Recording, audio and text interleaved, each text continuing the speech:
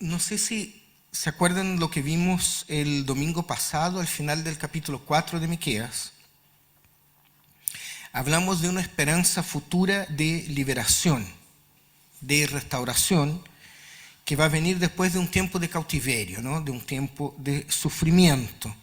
El pasaje hablaba de dolores de parto, ¿se acuerdan? Y entonces estuvimos conversando respecto al hecho de que se supone que los dolores de parto son terribles, ¿no? Pero el resultado, el fruto, es una bendición, ¿no? Entonces los dolores de parto tienen como resultado un tiempo que es hermoso, en donde ya no hay el sufrimiento del dolor. Y el texto hablaba que esto es así porque para el Señor, para nuestro Dios, su pueblo sigue siendo la hija de Sión. ¿Se acuerdan? Porque Dios jamás ha desconocido su paternidad y el amor que tiene por su pueblo, ¿no? Entonces quiero invitarles a que leamos en el capítulo 5 de Miqueas, del 1 al 9. Miqueas capítulo 5, vamos a leer los 9 primeros versos. Ahí está proyectado. Lo voy a leer en la NBI y dice así. Miqueas capítulo 5. Ahora reúne tus tropas, ciudad guerrera, porque nos asedian. Con vara golpearán en la mejilla al gobernante de Israel. Pero tú, Belén Efrata, pequeña entre los clanes de Judá, de ti saldrá el que gobernará a Israel. Sus orígenes son de un pasado distante, desde tiempos antiguos. Por eso Dios los entregará al enemigo hasta que tenga su hijo, la que va a ser madre, y vuelva junto al pueblo de Israel el resto de sus hermanos. Él se establecerá y los pastoreará con el poder del Señor, con la majestad del nombre del Señor su Dios. Vivirán seguros porque Él dominará hasta los confines de la tierra. Él será nuestra paz, porque si Asiria llegara a invadir nuestro país para pisotear nuestras fortalezas, le haremos frente con 7 pastores y aún con 8 príncipes del pueblo. Ellos pastorearán a Asiria con la espada y a la tierra de Nimrod con la daga. Si Asiria llegara a invadir nuestro país, si llegara a cruzar nuestras fronteras, Él nos rescatará. El remanente de Jacob será en medio de muchos pueblos, como rocío que viene del Señor, como abundante lluvia sobre la hierba, que no depende de los hombres, ni espera nada de ellos. El remanente de Jacob será entre las naciones, en medio de muchos pueblos, como un león entre los animales del bosque, como un leoncillo entre las ovejas del rebaño, que al pasar las pisotea y las desgarra sin que nadie pueda rescatarlas. Levantarás la mano contra tus enemigos y acabarás con todos tus agresores.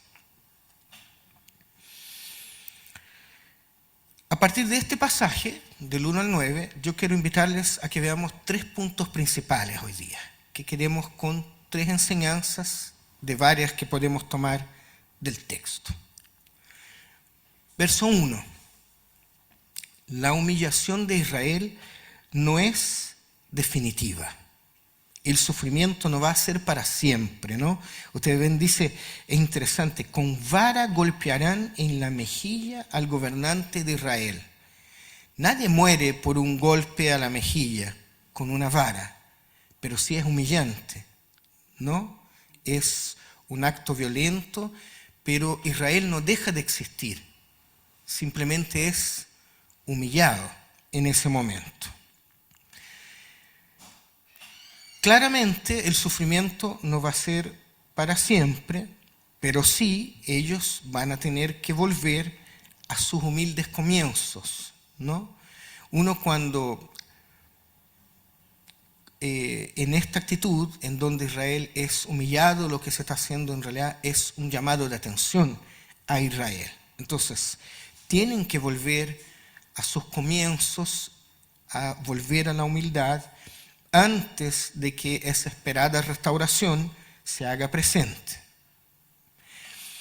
Y ahora vean el verso 2.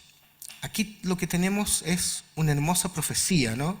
Y una profecía bastante conocida. No Sión, sino Belén. No torre de muralla, sino una aldea insignificante. Dios históricamente ha escogido a los débiles y a los pequeños. Es interesante que cuando Mateo aplica esta profecía al Mesías, a Jesús, ¿no? Porque Mateo cita el verso 2 del capítulo 5 de Miqueas, pero Mateo cambia la frase. Mateo dice, no es la más pequeña, mientras que Miqueas dice, es la más pequeña, hablando del pueblito, de la aldea de Belén. Miqueas dice es la más pequeña, mientras que Mateo lo que está haciendo es asignar la importancia teológica que tiene Belén por sobre la importancia geográfica o sociopolítica de la aldea. ¿Y por qué? Porque Miqueas escribe desde el pasado, ¿no? Miqueas, Jesús no ha nacido. Miqueas escribe desde el pasado respecto a una esperanza que es futura. Entonces lo que él ve es una pequeña aldea. Pero Mateo le asigna a Belén la importancia teológica que tiene y entonces escribe desde el futuro hablando de una esperanza que es pasada y presente para él. Miqueas está aquí está el nacimiento de Jesús, y Mateo escribe acá, sabiendo que Jesús nació en la aldea, sabiendo que lo que Miqueas dijo ya sucedió. Entonces ya Belén no es pequeña, es grande. ¿Por qué? Porque en ella nació el Salvador.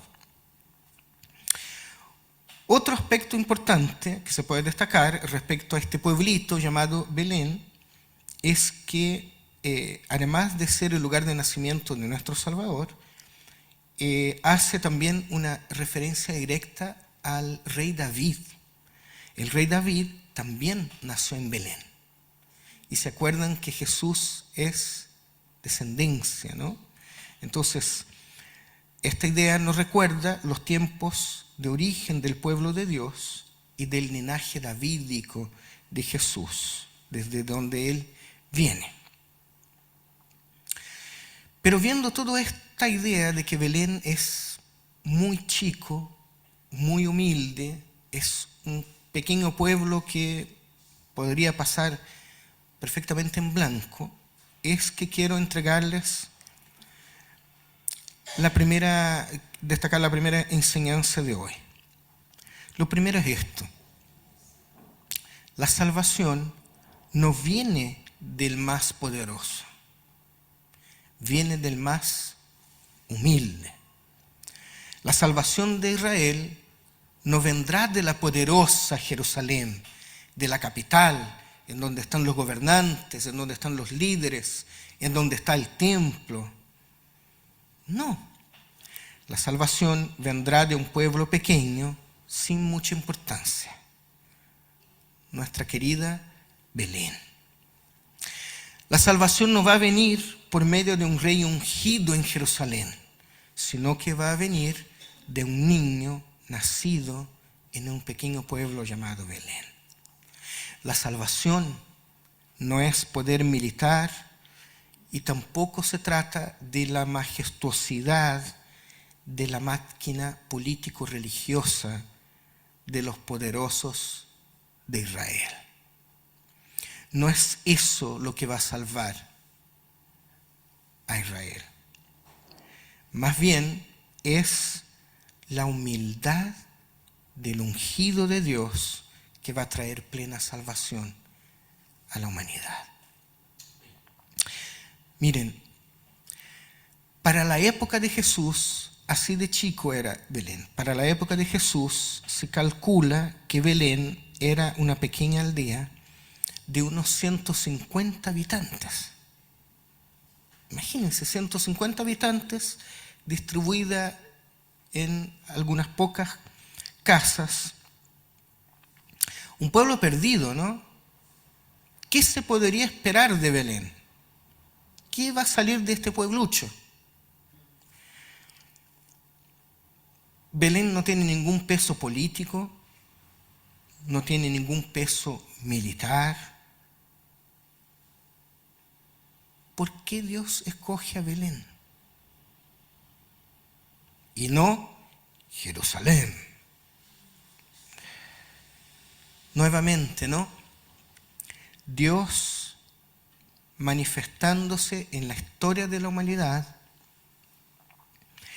desde los lugares menos esperados, haciendo de lo más simple, de lo más sencillo, algo maravilloso, ¿no?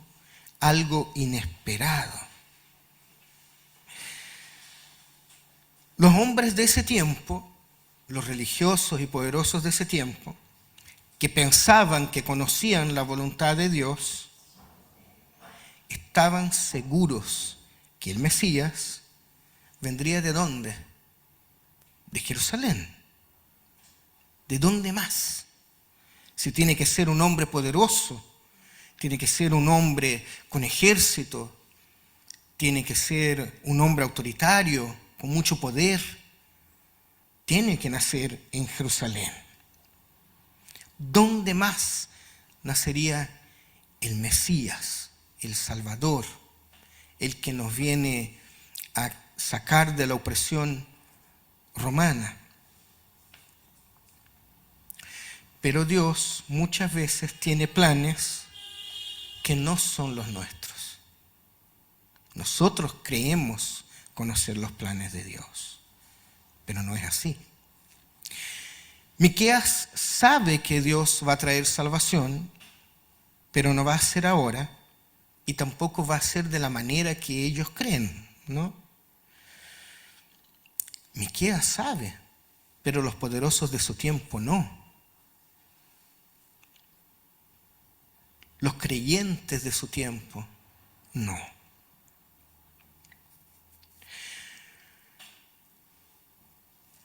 Cuando el creyente piensa que sabe lo que Dios quiere y hace todo lo posible para que Dios actúe dentro del marco religioso que Él reconoce como lo establecido, corre el riesgo de equivocarse y de quedar fuera de la voluntad de Dios. El problema en que nosotros podemos caer es creer en que las intervenciones de Dios se darán solamente en la forma dogmática que nosotros conocemos, de manera única y exclusiva. Y entonces terminamos sin reconocer cuando Dios se manifiesta con su gracia más allá de nuestras experiencias o vivencias personales, más allá de nuestros espacios, más allá incluso de nuestras iglesias. Creemos que podemos poner a Dios en una cajita. Y entonces es esta liturgia, con esta música, con esta forma, etcétera, etcétera, con esta vestimenta, con esta corbata, que Dios se manifiesta. Pero ¿qué hacemos cuando Dios se manifiesta incluso por medio de personas que no lo conocen? ¿Qué hacemos? ¿Qué hacemos cuando Dios aparece en Belén y no en Jerusalén? Entonces tenemos que tener cuidado. Y aquí viene lo segundo. Nuestra esperanza siempre debe estar depositada en Dios, en Dios. No en lo que nosotros conocemos, no en el pastor, no en determinados aspectos que nosotros hemos generado a medida que la historia ha ido pasando y que nosotros tenemos como que son la perfecta voluntad de Dios. Ponemos nuestra esperanza en otras cosas incluso. De hecho, y en esta semana que nosotros estamos conmemorando las fiestas patrias, nosotros también debemos tener presente que la esperanza no viene de los gobiernos temporales de este mundo. La esperanza no viene de las autoridades. La esperanza viene de Dios. Llegará el día en que tendremos la seguridad de vivir seguros, así dice el verso 4, ¿no? Pero eso solo será posible, si usted tiene su Biblia ahí abierta, vea el 4 y 5, eso solo será posible a partir del establecimiento del reino de Dios. Verso 5, Él será nuestra paz. Porque la salvación no depende de los reyes o de los gobiernos. La salvación solo depende de Dios. Ahora, dicho esto, nosotros debemos participar en la política. Claro que sí. Nosotros no vivimos en una burbuja. No nos da la misma quien nos gobierna. De hecho, nosotros somos seres muy políticos. No me gusta la política, pastor. Usted hace política cada vez que habla con su jefe, cada vez que habla con su esposa, cada vez que habla con sus hijos. Comunicamos algo todo el tiempo. Debemos también orar por nuestros gobernantes, por supuesto, y lo hicimos hoy día. Debemos anhelar un gobierno de justicia y equidad. Y hemos estado hablando de esto a medida que hemos avanzando con Miqueas. Pero será Jesucristo, el Dios que se hizo niño, quien será nuestro libertador. Él gobernará con poder. Y el resultado de dicho gobierno será el shalom de Dios, ¿no? O sea, paz y prosperidad para el pueblo. Pero no solo para el pueblo. Llegará el momento en que el Señor reinará sobre toda la tierra. Fíjense las expresiones del verso 7 y 8. El remanente de Jacob será entre las naciones, en medio de muchos pueblos. Dios es Dios de las naciones, de todas las naciones. Y Dios interviene en la historia y condena a los malos al mismo tiempo que anuncia una purificación que es liberadora y salvadora.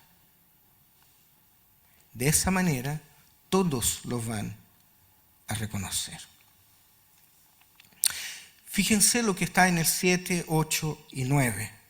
La expresión ahora ya no es de humillación, como en el verso 1. Ahora es de dignidad y fortaleza. El remanente será como el rocío. El rocío es considerado en la Biblia y por los pueblos una bendición divina que no puede detenerse ni depende del esfuerzo humano. Uno no puede levantarse de madrugada y decir, no, ¿saben qué? Hoy no va a haber rocío. el rocío cae igual, ¿no? ¿Alguien puede mandar que el rocío se detenga? Y qué lindo es el rocío, ¿no? Qué lindo es levantarse en la mañana temprano y ver a las plantas, a las hojas todas mojaditas, y de esa manera se van a hidratar.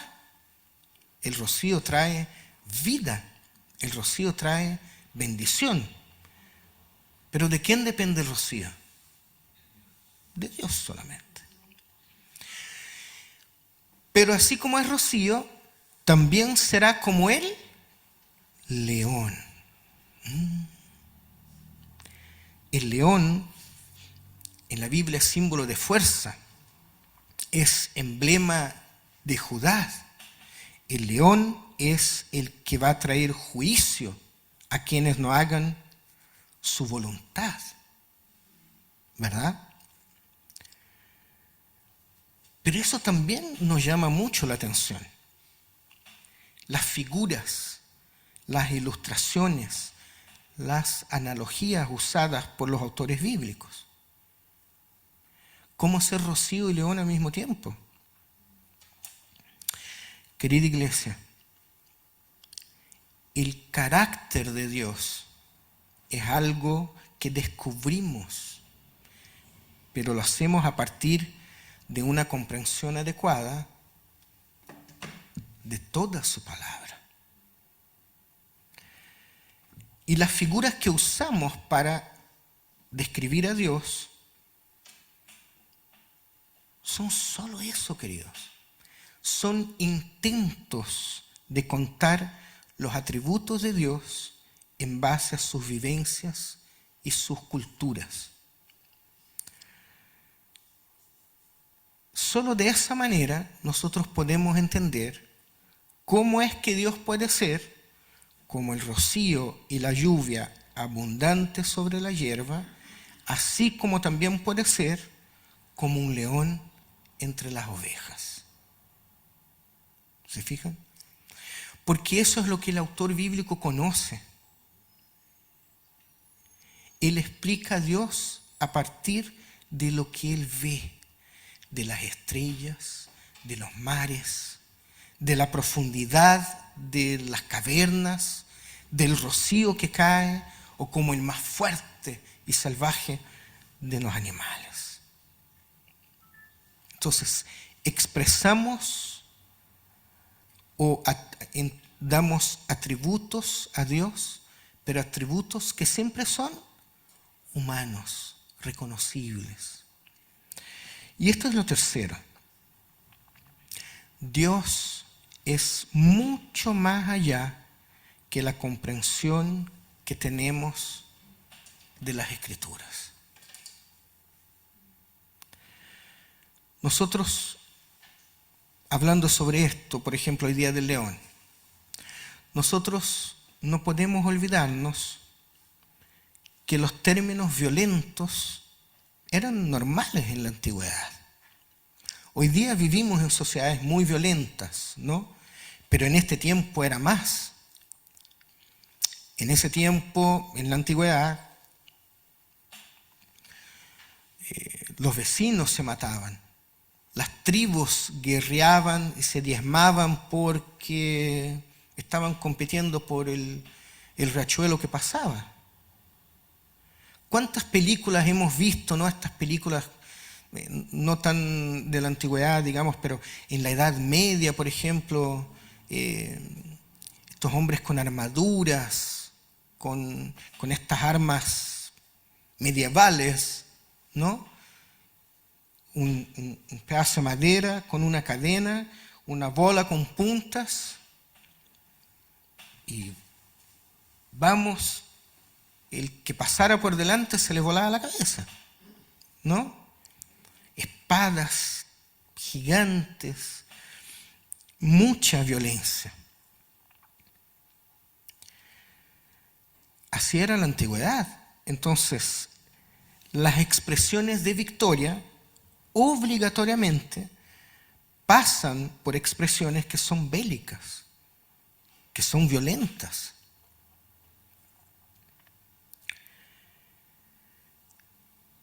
Pero el carácter de Dios, encarnado en su Hijo Jesús,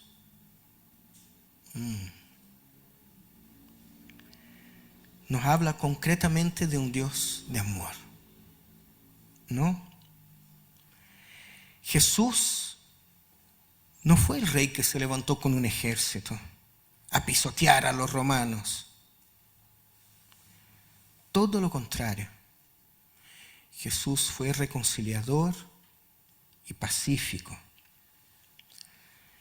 Hasta porque la salvación que trae nuestro Señor es mucho más que una paz política y social. Jesús no vino para terminar con la opresión de los romanos. La paz de Jesús trae armonía y trae respeto. Y de hecho, más que paz, Jesús lo que trae es plenitud de vida. Y nuevamente, no viene de Jerusalén, viene del más humilde de los pueblos. Me acuerdo cuando era chico, mi papá decía, este pueblo es tan chico que uno tiene que andar en primera en el auto. Si pasa segunda, ya saliste del pueblo, ¿no? Así era Belén, ¿no?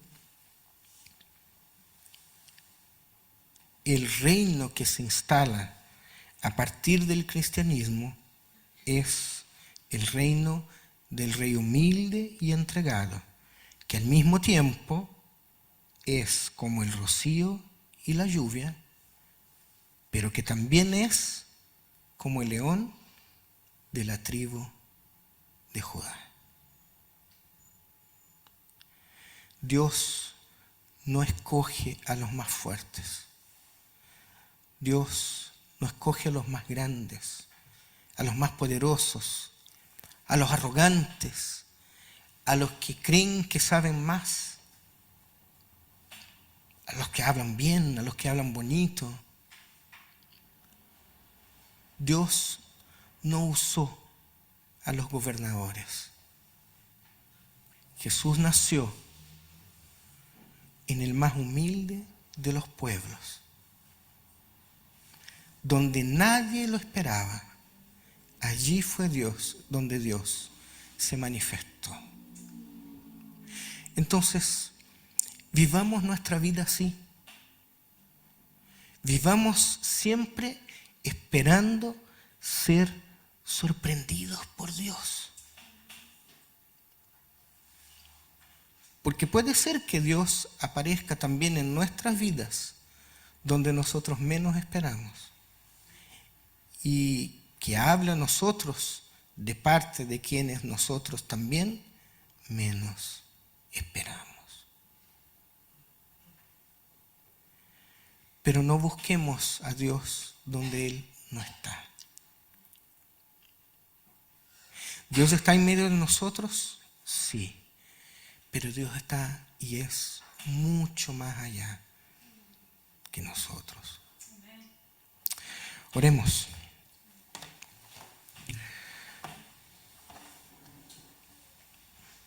Querido Padre, nos llena de alegría y gozo, Señor, ir descubriendo en tu palabra un Dios que nos ama, Señor. Un Dios que junta el remanente. Un Dios que salva. Un Dios que es Dios de todas las naciones. Y un Dios que mira nuestros corazones en búsqueda de la humildad, de la disposición, de la entrega. Y no mira la altanería, la altivez, el orgullo y la arrogancia.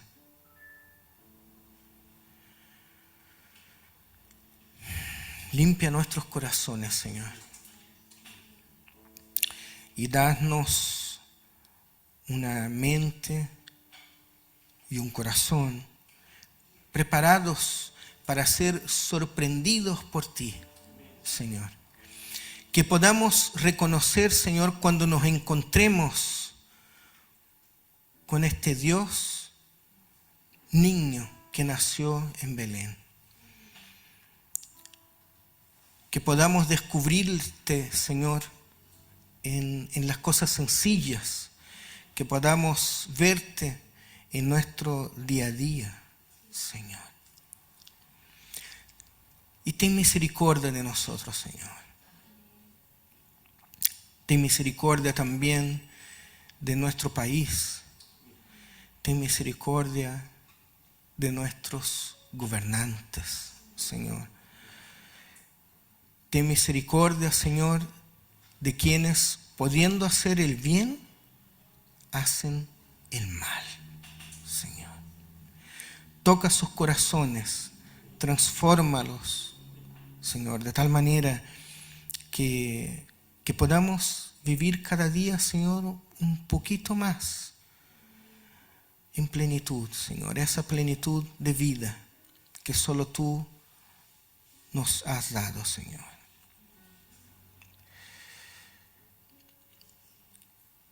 Que tu Espíritu Santo, Señor, sea siempre nuestro guía, sea el que va delante de nosotros mostrando el camino, Padre. Ayúdanos, por favor, a que no entremos por puertas que tú nos has abierto, Señor. Pero al mismo tiempo, Señor, muéstranos el camino por donde debemos vivir nuestras vidas, Señor. En todos los sentidos, Señor. De tal manera, Señor, que descubramos el placer, la alegría, el gozo de ser hijos e hijas tuyas, Señor. Tuyas. En medio de este mundo, Señor, en medio de la maldad, en medio de las situaciones incluso que no esperamos, en medio de la adversidad, ahí donde más nos duele, en medio de las preocupaciones y de los problemas más grandes de nuestras vidas, en medio, Señor, de nuestras debilidades, en medio de esas tristezas que incluso no somos capaces de contar a nadie, Señor. Ahí, sé tú nuestro Dios. Dios presente, Dios verdadero. Oramos a ti, Señor, en este día, en el nombre de tu Hijo Jesús. Amén.